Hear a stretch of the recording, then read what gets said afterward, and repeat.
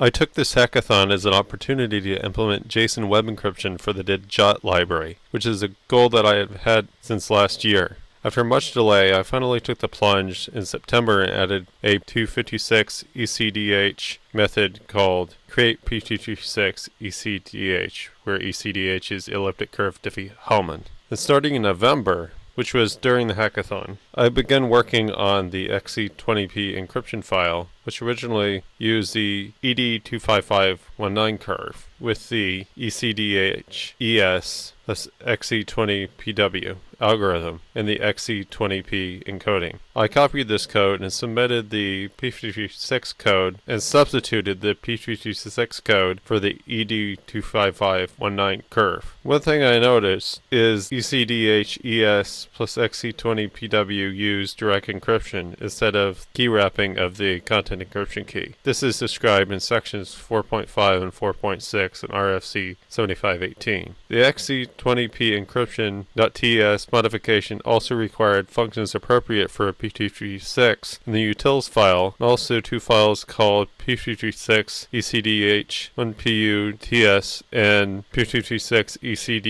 ECDH-ES+, which are modified clones of X25519 ECDH-1PU-TS and X25519 ECDH-ES+, respectively. Adding P-256 also required modifications to the create encryption file.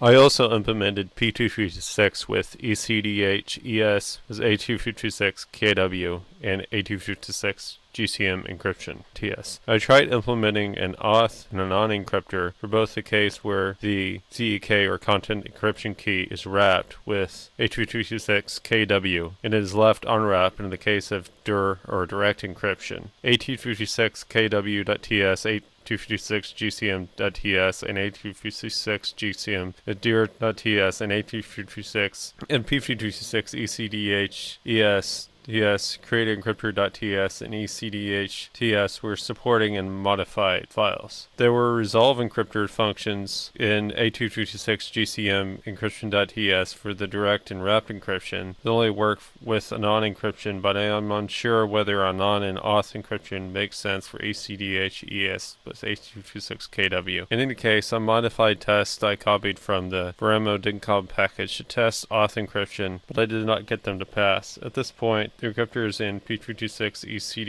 ECDH-ES+TS do not support a shared secret that is passed in but it's not used, so this may have to be added in for the test to pass.